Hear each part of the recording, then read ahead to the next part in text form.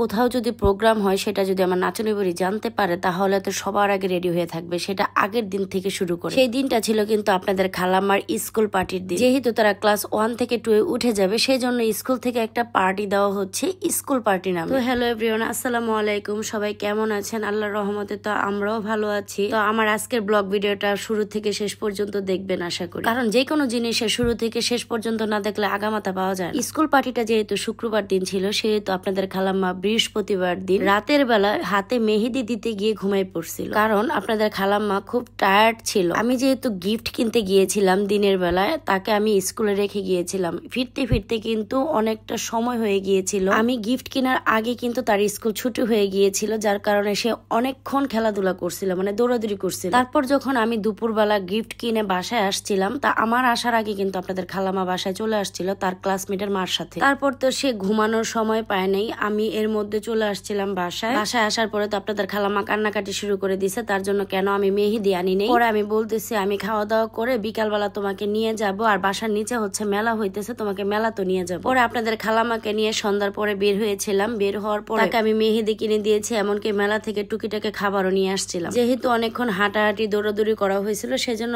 সে অনেক টায়ার্ড ছিল, এই জন্য সন্ধ্যাবেলায় মেহেদি দিতে গিয়ে ঘুমাই পড়ছিল। যে মেয়ে 12টার আগে ঘুমায় না সেই মেয়ে সন্ধ্যাবেলায় ঘুমাই গেছে। পরে ঘন্টা কানিকের মতো ঘুমিয়ে আবার উঠলো। ওঠার পরে এই যে এক হাতের মেহেদি দেওয়া কমপ্লিট হওয়ার পরে এই হাতে আবার দিচ্ছিল। হাজার হোক সে এই প্রথম ক্লাস পার্টিতে, কোন পার্টিতে আজকে প্রথম সে জয়েন্ট হচ্ছে, তাও আবার সকল বন্ধুদের সাথে পার্টি করবে। শুধু যে বাচ্চাদের পার্টি হবে তা কিন্তু না, গার্ডিয়ানরাও আমরা সবাই মিলে ডিসিশন নিয়েছি সবাই মেহেদি পরবো, নতুন ড্রেস পরবো, এমনকি বাচ্চাদের সাথে একটু সাজুগুজু করে যাব। শুক্রবার দিনটা নিয়ে হইতেছে আমাদের একটু প্ল্যানিং ছিল, কিন্তু ভূমিকম্পের কারণে সব প্ল্যানিং এ ব্যস্ত গিয়েছিল। যাই হোক, আল্লাহর ইচ্ছাই ইচ্ছা। তো মেয়ের সাথে সাথে আমিও কিন্তু একটু মেহেদি দিয়ে নিয়েছিলাম, মেয়ের মতনই আমিও ঘুমাই পড়ছিলাম। এই যে দেখেন মেহেদি ডিজাইনার যেহেতু আমার ঘরেই আছে, মানে আমার মেজো বোন মেহেদি ডিজাইনার, ও আমাকে মেহেদি দিতে গেলে আমি ঘুমাই পড়ি। হাতটা সুন্দর করে টেবিলের উপরে দিয়ে আমি একদম ঘুমাই যাই, ও আরামসে দিতে থাকে। এদিক দিয়ে আমার এত ধৈর্য নাই বা এত সময় নেই, একদম তাকায় থাকবো মেহেদি দিতেছে এরকম আর কি। ও মেহেদি দিতেছিল আর আমি নাক ডাইকা ঘুমাইতেছিলাম। 2 হাতে মেহেদি দিয়ে দিয়েছিল আমার বোন। আর আমার হাতের মেহেদি এত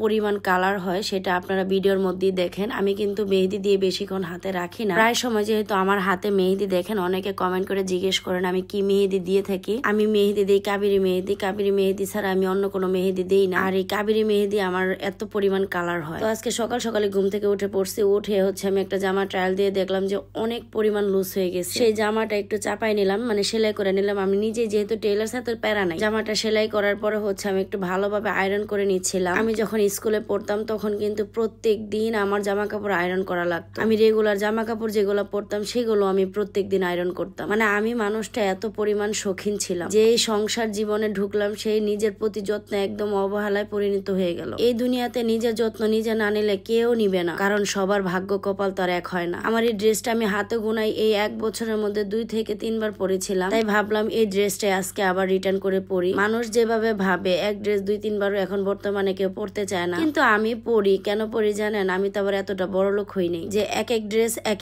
দিন পরবো আর দ্বিতীয়বার রিটার্ন করবো না, এমনটা না। আমি কাপড় আয়রন করতে করতে আপনাদের খালাম্মা তো ড্রেস পরে ফেলেছে। পরে ফেলে এসে বলতেছে আমাকে তাড়াতাড়ি রেডি করায় দাও, দেরি হয়ে যাচ্ছে। আমার মেয়ের সাথে সাথে কিন্তু আমি রেডি হবো, এই জন্য আমি একটু ঢংমং করে নিচ্ছি। যেহেতু একটা আইফোন আমার হাতে আছে, তার মধ্যে হচ্ছে একটু হাতে মেহেদি দিয়েছি, একটু ঢং না করলে কি হয় বলেন? তার মধ্যে আমি আজকে একটু সাজুগুজু করে তারপর পার্টিতে যাব, মানে মেয়ের স্কুল পার্টিতে যাব। অতীতে আমি যেই ভুলটা করেছি সেই ভুলটা এখন আর করা যাবে না। অতীতে আমি কিন্তু ঢং করতে জানতাম না, যার কারণে সবাই আমাকে যেভাবে ইচ্ছা সেভাবেই নেরান্দা চেরান্দা ভাবে রাখছে। এই জন্য হচ্ছে একটু ঢংমং করে নিচ্ছি। আর এখন এসে কিছু মানুষ বলবে আইফোন একটা পাইছে, খালি আয়নাতে এসে ভিডিও করে।